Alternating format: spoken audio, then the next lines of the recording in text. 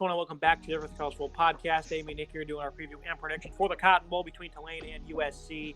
Line is 2.5 in favor of the Trojans. 62 is the over-under. Monday, January 2nd, to kick off year 2023, 1 p.m. Eastern Time on ESPN, AT&T Stadium in Arlington. Trojans lead the series 2-1 all time. They last met all the way back in 1946. Look at this USC offense, Nick. 41 points per game, just under 500 yards per contest, led by Caleb Williams, the Heisman Trophy winner, over 4,000 passing yards, a little under 400 rushing yards, 47 total touchdowns and 4 picks. Last time out, this offense was red hot against Utah. Caleb Williams pulls a hamstring, which he's still battling that injury now, but he's expected to get the go. And after that, nothing much worked for USC. They had no running game against Utah to speak of. They only scored one more time in that game on a drive where Caleb Williams, even hobbled, had to pull off some miracles. Interior offensive line is probably going to be shorthanded. Justin Dietrich, Voorhees as well. A little beat up for USC. Doesn't look like these guys are going to play. Of course, Travis Dye's been out for a number of weeks. Brett Nylon, at center, is the one injured. Justin Dietrich, he's going to be getting the go. This is an offensive line that really crumbled in that game, especially with the two guys that got injured and Williams being hobbled with a hamstring and just led to him getting sacked repeated times, Nick. What's your assessment of this offense? Obviously it's going to be a bit different of a unit. Jordan Addison's not going to play. Those injuries on the offensive line, those are two All-Americans that we're talking about. What do you think is going to happen in this game with USC? Because it was a heartbreaker for the Trojans last time out, considering they were red hot, and then just over the next 3 quarters against Utah, not much offense one bit. I think all things considered, this is still a really talented offense. Yes, losing Travis Dye and Jordan Addison certainly does not help, and Caleb Williams' health, the Heisman Trophy winner, is in question. He's had a fantastic season, Williams, obviously winning the Heisman. Best player in college football, 4,000 yards, 337 touchdowns, 4 interceptions, 66% push year for the transfer from Oklahoma. This is a perfect fit. We said in the offseason, had a great season. It's Utah. There is some talented players on this team that have an opportunity to step up here. Taj Washington, Mario Williams, Brendan Weiss. These are the guys I'm looking at here. Washington had a pretty good season, a quiet good season, in my opinion. 676 yards, 6 scores for him, 45 grabs. Williams had almost 600 yards on 34 grabs, 5 scores. Rice, 33 grabs, 430 yards, plus the 2 scores for him. Kyle Ford, another very quiet name on this roster, almost 400 yards receiving and the 2 scores for him. I think there is some good balance here, even with the opt-outs and injuries. I think Austin Jones is a solid back. He was a good backup back, had to step up, obviously, in the absence of Dye. He's got 644 yards in the season and 5 touchdowns. I like this offense. I think they have opportunity to score some points here. 41.1 points per game was what they averaged. I think they'll be below that average during the Cotton Bowl. But I think this offense still has a ton of talent here against a Tulane defense that has been hit or miss at times. Caleb Williams, his athleticism, that was a big part of this football team. So if his hamstring's not 100%, certainly going to be something to watch. His ability to evade is what makes him such a special player. Austin Jones, very good in relief against UCLA and Notre Dame. Wins over ranked opponents. Tough sledding against Utah in the Pac-12 title game loss. Looking at a Tulane offense, 35 points per contest, 434 yards per game, rather. Michael Pratt, 3,100 yards, 35 total touchdowns for him, 5 picks. Quietly, he's had a phenomenal year in the AAC. Tajay Spears is the player I'm looking at, 1,376 yards, 15 touchdowns. Really caught fire late in the year. This guy's full of speed, very shifty playmaker. Very happy with what Spears was able to put together late in the year for Tulane. Michael Pratt, though, this is a guy who's at times really struggled when he's inaccurate. It hurts this football team. 65% comp rate on the year.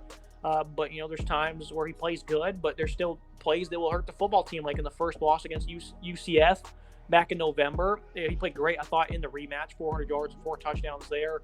But there's times like that UCF loss where he's very inaccurate, on third down or when they need a big play. It's something I think you got to certainly watch here. I don't think that the nerves here will bother him one bit. He's been around a good bit now, 3 years as a starter. So Pratt, I think he'll handle this one very well. But I definitely think that Spears and some of these receivers, Pratt also is a good runner, 395 and 10 touchdowns on the ground. But some of these receivers are pretty deep and they got some speed. Deuce Watts, Shea Wyatt, these guys both average over 18 yards per catch. Jaquan Jackson's been good. Lawrence Keys, Tyreek James is a very talented tight end. USC defense was absolutely terrible against Utah, Nick. And this is not any easier of a matchup because I just talked about these receivers. Those guys are all veterans too, by the way. And then Spears, this guy is as shifty as they come when it comes to running the football. I think USC, this is certainly not going to be an easy matchup for them one bit. It's a great offense going against a pretty poor defense. Michael Pratt, great leader for this team. Yes, inaccurate at times, but still a very talented quarterback. 2,776 yards in the season, 25 touchdowns, 5 interceptions for him. Also, the dual threat ability. Nearly 400 yards in the ground in the 10 scores for him. Tajay Spears really turned it on towards the end of the season. 212 carries in the season, 1,300 yards, plus the 15 scores. Really like those numbers out of Spears. Really talented back. I like what he can do top to bottom. I think they have a good running back room. Clayton Johnson as well as the backup. Didn't get a whole lot of touches. Stain did not as well, but I think both of them have some talent. Clayton Johnson had 2 scores in the season, 5.6 yards per carry. Their wide receiving core is good. Shea Wyatt, fantastic numbers in terms of average yards per catch, 19.8 and the 7 touchdowns for him, 692 on the season. Deuce Watts, 574, 18.5, 8 scores for him on the season. I like this offense, high flying, put up a ton of points, good offense for the conference in the American. I think this offense could have a field day against USC if everything goes right, considering USC's defensive struggles as of late. And the offensive line for Tulane, I think, has been pretty good this year. Prince Pine, Sincere Hayesworth on the interior have been pretty good. Pass blockers for them. Looking at a USC defense that against Utah, I think at times they got some stops. But the offense certainly didn't help them out. They were doing their job, I thought, at times in that game, which was just to get a couple of stops. When you have an offense like that, that's really all you need to do when you're a bad defense. Get a handful of stops, let them do their thing. They were unable to capitalize on offense. But regardless, the defense, just a terrible effort against Utah. 25 missed tackles. That is an unheard of number. This is a unit that, has a lot of work to do, Nick. 7.7 yards per play against Utah, 533 yards allowed. Had a handful of dropped interceptions. They had some nice run stop plays behind the line of scrimmage. This was a defense against Utah that did not play with momentum one bit, though, even when it was on their side. I remember they had a nice scoring drive where Williams showed his heart, made it a 3-point game against Utah. USC didn't score again after that, but literally 2 plays later, Utah had scored. And this defense just does not feed off momentum one bit, it seems like, here against Tulane. They're going to be fired up. They're going to be amped up to play this game. Tuipulotu, All-American, unanimous. He's likely going to play in this game. 21 tackles for loss, 12.5 sacks. Insane production from him. Mekhi Blackman, I do not believe he's going to be playing in this game. USC, they have some good individual players. As of now, Blackman is going to play. We'll see what happens. Raylan Goforth, one of the starting linebackers, is in the portal. Other than that, though, most of the guys you've seen all year are going to be playing for USC on this defense. But, I like what they have in the backfield, though. Blackman, one of those guys in the secondary. Caleb Bullock, great ball hawk. How are they going to contain the speed of Spears, though? I don't think they are, Nick. 28 points per game allowed, 150 rushing yards per game allowed. Just top to bottom, it's not a very good defense. There's a time against Utah where they had an opportunity to gain some momentum. It was like 3rd and 20. They gave up a 57-yard or so receiving touchdown, or they missed like 5 tackles. Just this offense, I think, is going to have a field day on this USC defense. Will they be motivated to play this game? Likely so. I think USC will be a little bit, but I still think they're going to have some headaches against Spears, Pratt, and a dynamic trio of receivers. Certainly a huge opportunity for this Tulane offense. Put up a ton of points against a defense that has fallen apart. And on the second half of the season, I thought this was a good defense coming in to the season. I was excited to see what type of step they took forward. But I've been left disappointed. Tuipulotu, fantastic year, obviously All-American, 12.5 sacks, 3 pass breakups, 44 total tackles. Fantastic player. Having him playing is great. He has to get after the quarterback. He has to stop the run. I want to see him make a couple good tackles on Spears in the backfield early on. Shane Lee, Eric Gentry, I like these linebackers. Lee especially, 75 total tackles, 2.5 sacks, 2 picks for him. Leading the team in those categories. Fantastic numbers from Lee. Max Williams, defensive back, I like him. 74 total tackles, 2 picks for him.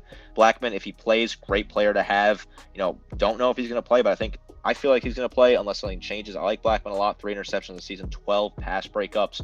Great player there. Kalen Bullock, fantastic as well. 47 total tackles, 5 interceptions, 6 pass breakups. Great guy in the secondary. The stats, you would expect the secondary to be better. You would not expect them to get beat as often as they do, considering the stats that I just listed off. Giving up 266.5 pass yards per game. You expect that to be better. I like the number against the run, 450 yards per game roughly against the run. Can they contain the speed of Spears? Can they lock him down and keep him below that 150 yards mark? If they can do that, they'll have a lot of success against Tulane. Looking at Tulane defense, it's very good. They've yet to allow 500 yards in a game this year. They did give up 336 rushing against UCF in the first meeting. They were very good in the second game. We'll give up 410 yards total in that contest. Top to bottom this year, it's been a really good football team for Tulane. Dorian Williams, Nick Anderson, phenomenal linebackers in the middle. Those guys are assets in coverage. They can get behind the line of scrimmage. The Tulane Green Wave defensive line, though, is lacked production. Only 24 sacks. They don't get into the backfield too often. I think collectively they do a pretty good job of stopping the run. Still 154 yards per game allowed. That's certainly a weakness for them. But this is a great secondary, 188.5 yards per contest allowed. That's 18th in college football. Only 6 yards per attempt allowed. That's also a very good number. Macon Clark leads the way at safety for them. He's one of their top tacklers. Top to bottom, I think this is a pretty sound defense. Jarius Monroe, another stout corner.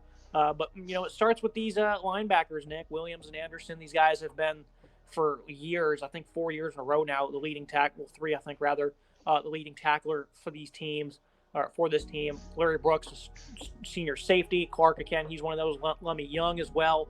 Veteran defense here. Again, these guys are going to be fired up. Darius Hodges, Patrick Jenkins on the D-line. Those guys are plenty capable as well.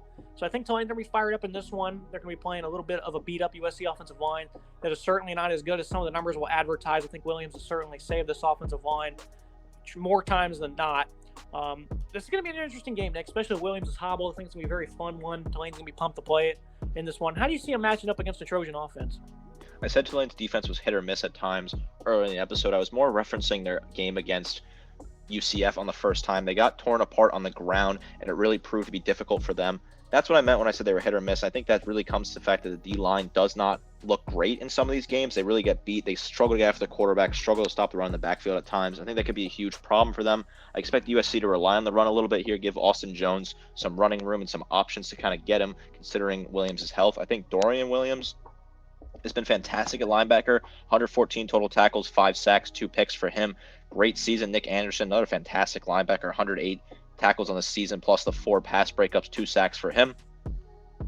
The secondary's been great, at times. I think this is a good secondary. There's some solid pieces here. Larry Brooks, Macon Clark, 2 guys that are fantastic. Brooks got 82 total tackles in the season. Clark got 64.